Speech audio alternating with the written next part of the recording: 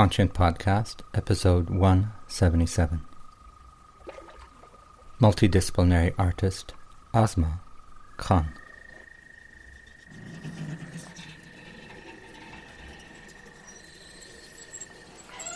We essentially know 1 to 2% of all different disciplines.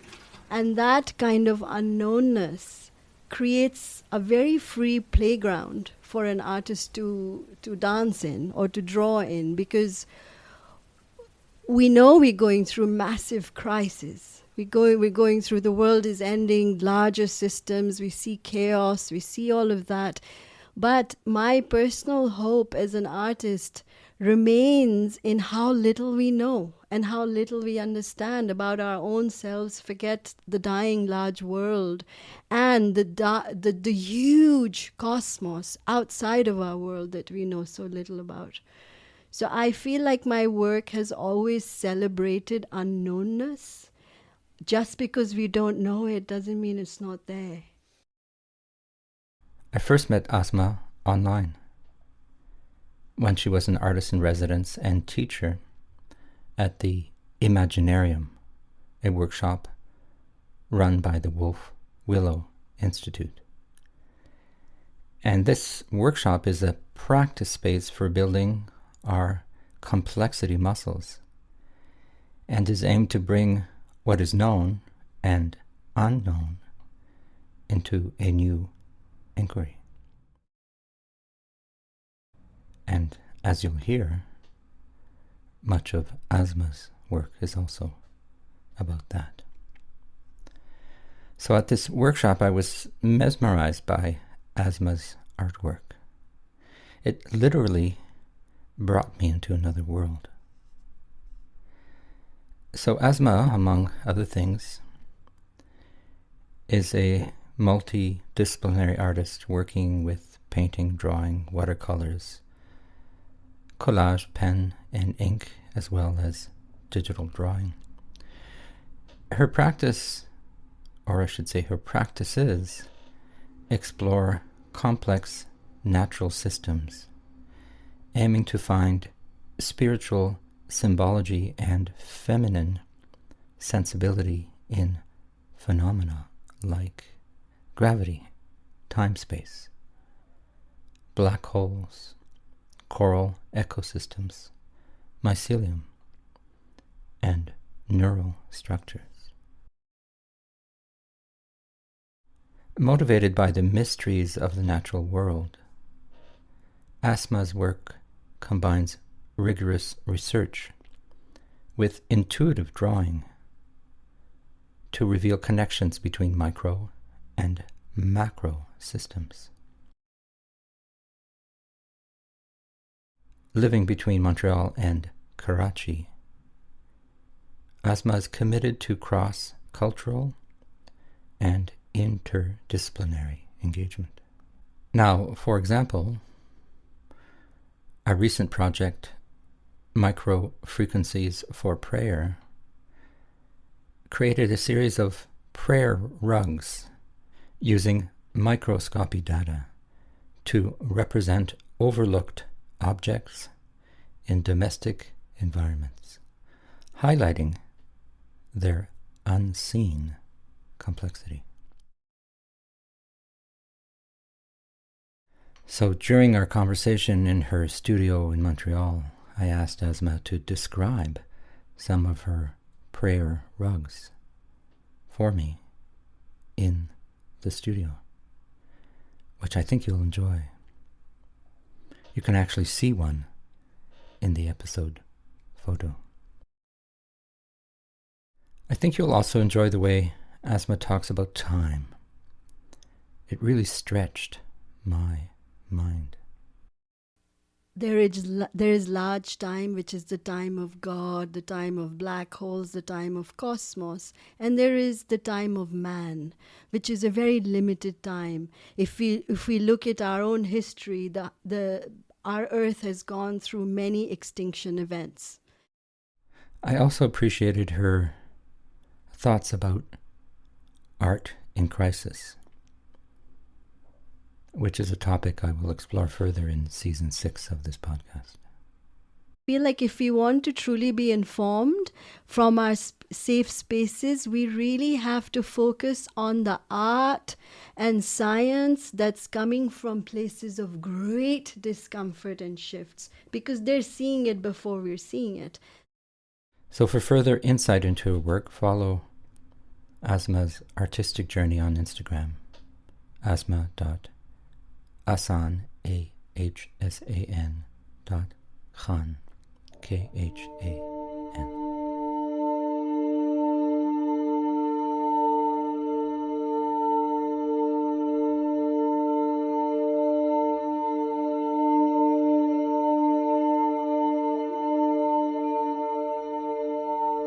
Asma, welcome to the Conscient Podcast.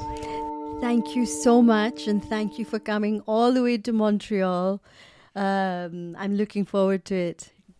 Well, it's I'll tell a bit of the backstory, because you were an artist in residence, or an artist with the a thing called the Imaginarium. That's correct. Last fall, and that's run by the Wolf Willow Institute. That's correct. And so you were giving a workshop, and you were showing your work, and your work really mesmerized me. I mean, it literally brought me into another world, which is, I don't know if that's your intent, but that's where I went. Thank you. And we also did our own drawings. You know, I ended up drawing a spleen, and there was a clock, and these different exercises, creative exercises that get us into being artists ourselves, or at least tapping into our own creativity. And this podcast looks at the relationship between art and the ecological crisis. But more broadly, these days, I'm looking at things that we can't see or feel, and yet are there, and all of this otherworldly stuff, or reworlding, that kind of thing. Right. So why don't we start at the beginning and just have you introduce yourself and your background and your training and that kind of thing. So yes, I grew up in Pakistan, and I lived there till I was 20 or so. I went to art school there, a wonderful, wonderful art school in Karachi called the Indus Valley School of Art and Architecture. And before art school, I had studied economics, and didn't understand anything about that. Thus the need, after studying economics and philosophy, there was a dire need to do something that I understood. So that was art school. And then right after that, I left for Europe. I was in Europe for many years, between living in Stockholm and Paris and New York, like different systems. So it was nice and interesting to live through different systems after being in Pakistan. And then I settled in Montreal. I came in Montreal in 2001 to study in Concordia. And I did digital technologies and design art practice, because while I was living in Europe, and I didn't have, that was the only time where I didn't really have a studio, because I was moving countries, etc., at great speed. I didn't have a studio, so I got into digital art, because that was something that you could do. So I remember buying the very first Wacom stylus that there was to start drawing because of lack of space. So now, like, after that many years, it's just interesting that now my work involves many different processes that I had to adapt through earlier, but now they've become like intrinsic processes for art making. So yeah. Well, we're here in your studio in Montreal, and I can see many works around me, and I'm sure you'll talk about some of them. How would you describe your aesthetic these days? You've obviously done a lot of things, but how would you describe your work today? I would say that my work today is very much a progression of my work 10 years ago, which is I'm really interested in investigating through some kind of scientific method about the nature of reality from a spiritual point of view. I grew up with Sufi Muslim training that I live very close to. Like I carry my training that I grew up with very close to me, and I feel like Sufism combined with science really helps navigate the nature of reality, because both the commonality between Sufism and science, at least in the way that I understand it. I'm not a scientist. I study science as an artist, not as a scientist, of course. My training is otherwise. But the commonality between the two is that both are exploring how little we know. Both are exploring that there are great limits to knowledge. I watched, I think in one of your questions, you'd asked me in the email if there was one movie that I would recommend. And this incredible movie, The Great Unknown, I think it used to be available on Netflix. Perhaps it's not anymore. It's basically scientists from different disciplines interviewing each other. And like a marine botanist, for example, a marine biologist speaking to a quantum physicist about what he knows about the black hole, and we essentially know 1 to 2% of all different disciplines. And that kind of unknownness creates a very free playground for an artist to dance in or to draw in, because we know we're going through massive crises. We're going through, the world is ending, larger systems, we see chaos, we see all of that. But my personal hope as an artist remains in how little we know and how little we understand about our own selves, forget the dying large world and the huge cosmos outside of our world that we know so little about. So I feel like my work has always celebrated unknownness. Just because we don't know it doesn't mean it's not there.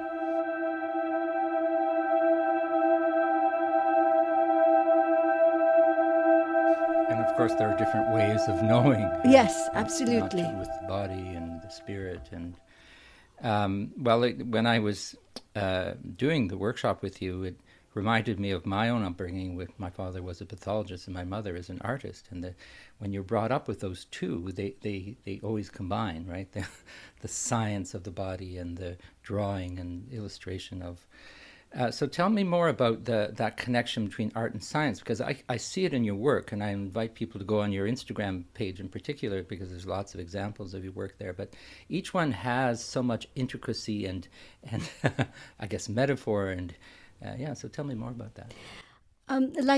For example, my current work, I just finished a 2-year art project with the Canada Council and Calc, and the idea was to use microscopy to look very closely at things that surround us all the time that we're not even aware of, and to look at their complexity of all things that we just don't think of as complex, like, for example, one tea leaf, a cumin seed, a human hair, or just basic things, and seeing them under the electron microscope, and then creating prayer rugs from the complexity of the things around us that we're not aware of, as an idea to really meditate on the beauty and great complexity of everything that we don't notice. Just because we're not noticing doesn't mean that extreme... and also I'm very interested in looking at DNA similarities. Like, for example, I have a prayer rug that explores the space between a rose under an electron microscope and a human hair. And I think it's something like, I don't have my numbers right now, but it's perhaps like 20% DNA similarities between a human and a rose. I think a human and a potato is a lot. We share a lot of DNA. And that I love from a Sufi point of view, because it's just like the human ego can take a rest when it knows that, well, you and a potato have a lot in common in terms of DNA. And I think that like using these kinds of things to also check the ego of the self. Like, I know I have to check my ego as a human all the time in order to really do my art. And so currently, yes, I just finished 14 prayer rugs, each one based on things coming from microscopy. And it was an interesting project, largely because the results that came from the microscope, my collaborators were Concordia and McGill University, so I had amazing electron microscopes that I could that I could use for samples. And I think I was really paralyzed when I got the samples as an artist. They were so beautiful that I just couldn't work. I had to stop the project because sometimes things are so beautiful that as the artist, you're just paralyzed. You get paralyzed by beauty. So it was a real thing. Like, I had to stop the project for a few months and then get back in to be able to take the beauty and then start again. And the other interesting part of this project was that I took the prayer rugs, the designs, and I went to Pakistan, and I had a team of incredible artists, artisans who did embroideries and beadworks on the prayer rugs. So it became from a very lonely 2-year project to suddenly there was a team and they were doing amazing work on the prayer rugs, and also they wanted to collaborate and do their own thing, because a lot of the people I worked with they've been doing embroideries for 3 generations. They are masterful at their craft. So that made my project very rich. And now I'm looking at other projects, yes.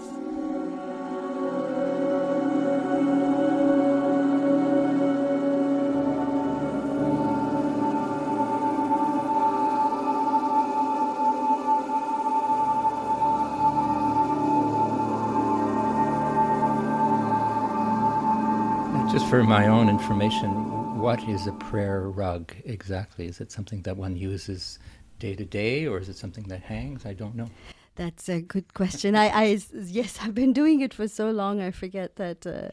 So prayer rugs are generally, like, at least I think that many different religions have prayer rugs, and in Islam we generally have a specific kind of prayer rug. Anything can be a prayer rug as long as it's a clean space where you can stand or sit and pray. And in Islam, we pray 5 times a day, facing north. Well, depends where you are, but facing the Kaaba. And so I wanted to use that idea. I've been praying since I was 10 years old. So I've been praying 5 times a day for so long now that it's a daily part of my art practice also, to just take time off to pray. And when you pray, you think of death, you think of endings, you think of damage, you think of impending damage, etc., etc. So it's a safe space to think about what's not safe. And I wanted to take that idea of the prayer rug and really go wild with it. I wanted to do non-traditional prayer rugs. So, for example, next to you, there's a prayer rug, which is a prayer rug for black holes.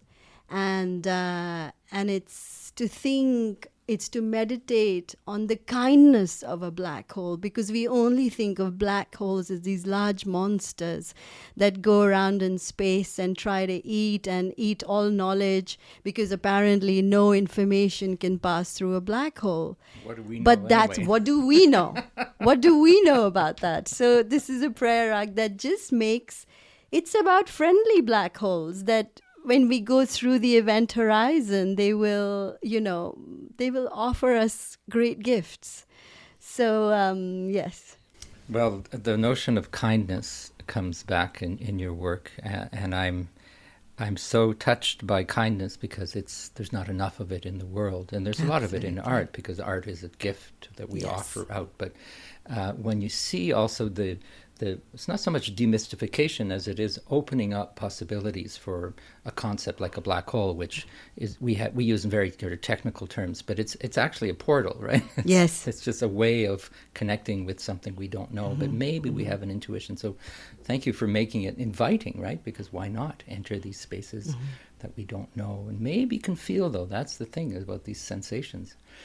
That I've been talking about the end of the world as we know it in this podcast, and that's a reference to Vanessa Andreotti's work. And the world is ending as we know it, and some part of me thinks good riddance for that part of the world that we is not good, but with it goes a lot of good.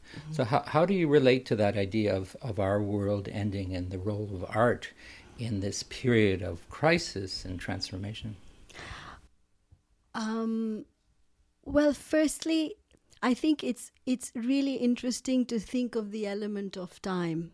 There is large time, which is the time of God, the time of black holes, the time of cosmos, and there is the time of man, which is a very limited time. If we look at our own history, our Earth has gone through many extinction events.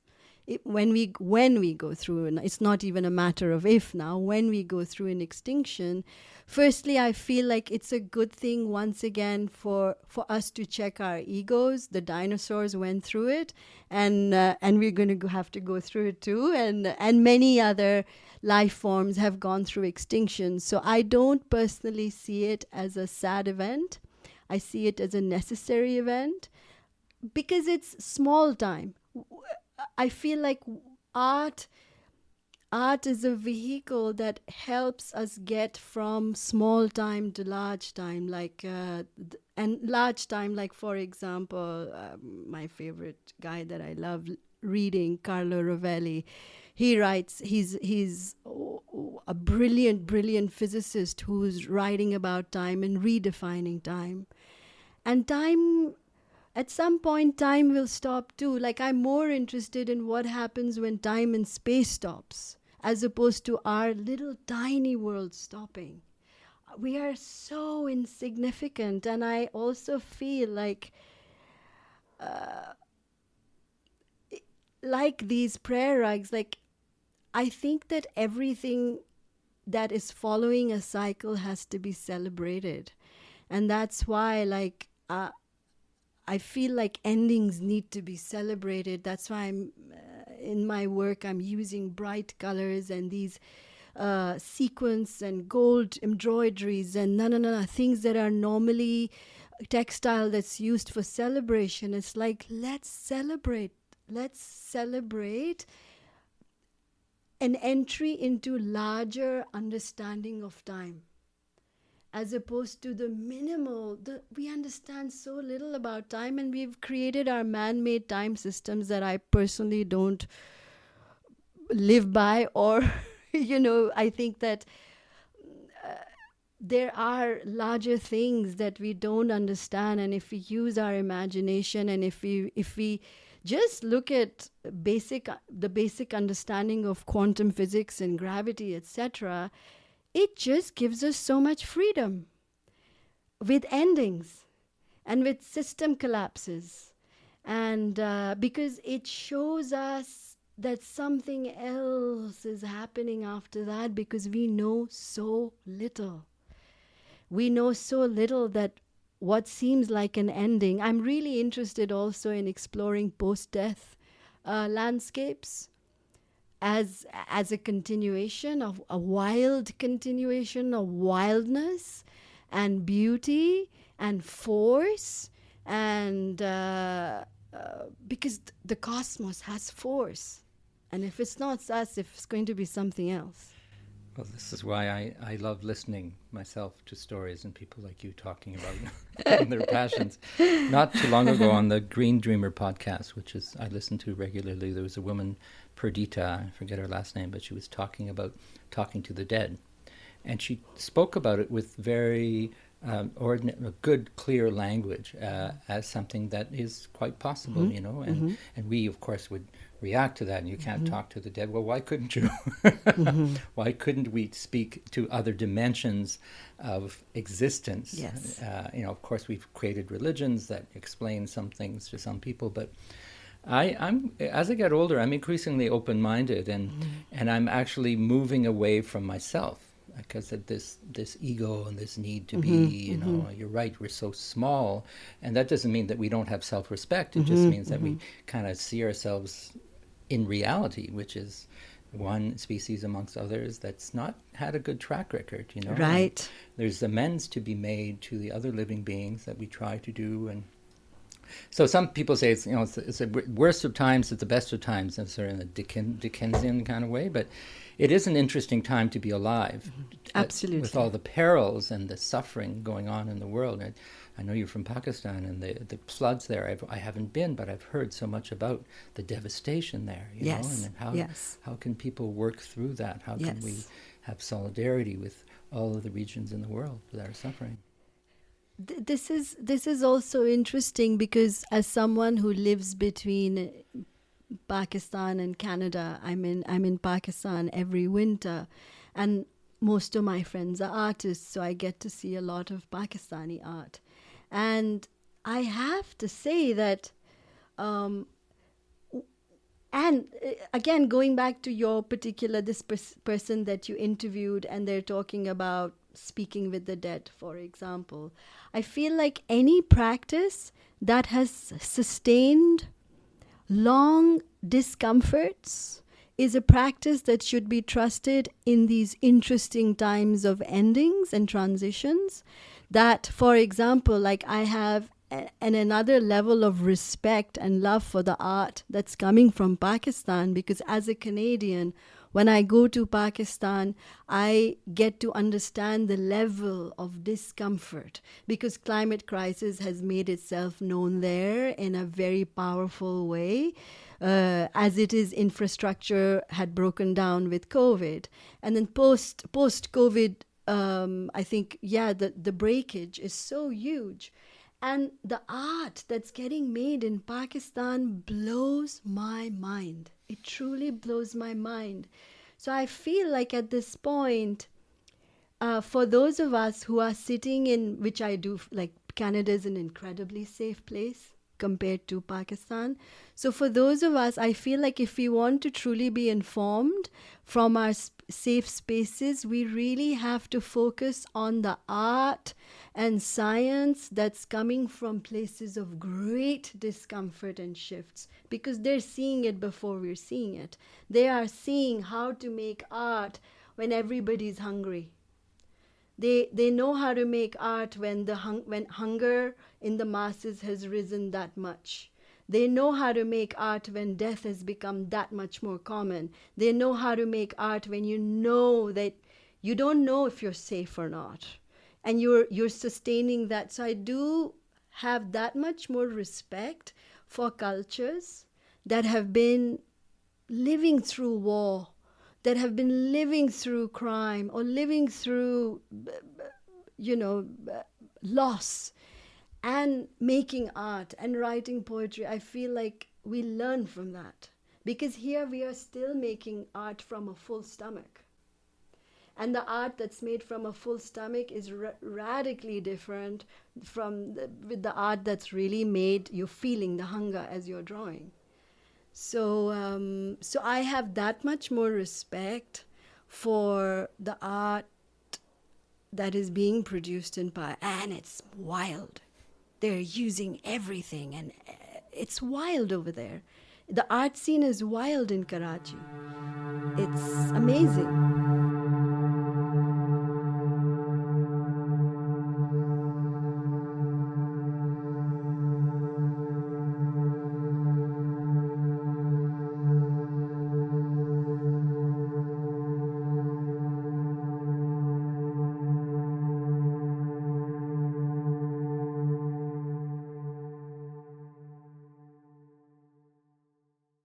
People will make more art as discomfort rises. That's because it allows us a space. I feel like here we talk about everything, but everything cannot be talked about. Some things you just got to write poetry about or draw. For those who've just had the feeling of death, like you hear news that someone you love died, that day you need some poetry. The next, like, you know, there's a different space for art when things start to leave you. No, I hear you. I haven't experienced it that much myself, and I am somewhat aware of privilege. I've had discussions about privilege, and friends of mine have talked about it, and I listen. Not because I feel guilty, or anything like that. I'm just curious to go into the things, my blind spots. I've talked about this in my podcast, that I notice blind spots once in a while, and I'm always so grateful, even though it's hard to admit it. There's just like these things that I don't know or I've never seen, and then all of a sudden they become, and it's often through art, and it's often poetry and visual art or a film or some kind of musical experience that brings me into another space, allows me to relax a bit and to accept who I am, which is a very flawed human, like most of us, if not all of us. Well, Asma, we could talk a lot about art. I'm wondering if you have any examples of works that have like a storytelling. I know that some of your titles are very evocative. I remember from the workshop. But can you mind talking about like some of maybe a series of works? Or Sure. I can show you like. For example, I have a prayer rug here, and it's called the God of Cracks, Cuts, and Bruises. And I hope our listeners will be able to figure this out. Yes, I know, without seeing it. But this particular prayer rug, for example, is inspired by the crack in the spine of a bird under the electron microscope. So it's to really focus on damage and cracks as the thing that offers you flight and light. So and I think also, like, for those who, a prayer rug, the idea is that, okay, when you need some help or advice, you go sit somewhere and you get in touch with the larger sources, whatever your idea is, whatever the larger source may be that gives you your life and your sustenance, etc. And a lot of times we go towards larger sources in contemplation and sadness, and I think science helps us explore sadness in a really fantastic way, because you can get into the atoms of that thing. And so, for example, this one is, the God of Cracks, Cuts, and Bruises. And then I have this particular prayer rug, which again this one is on extinctions, to the God of extinctions, for example. So and beautiful. So they're all, and for me it's special that there's about 5-10 people who are doing embroideries on these works as we think about extinction. And so, yes, these are some of my I can't think of all the this one, for example, this prayer rug is inspired by the MRI of the brain as potentiality,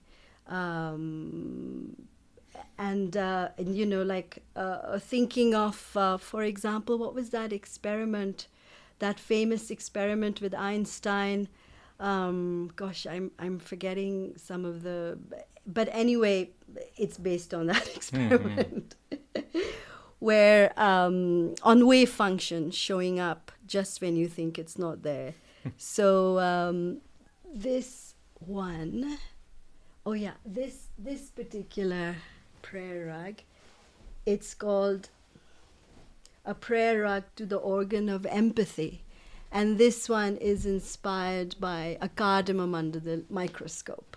So thinking of, the symbol of cardamom, which we often use in our tea and used for hosting, etc., as a tool of empathy, as an organ of empathy.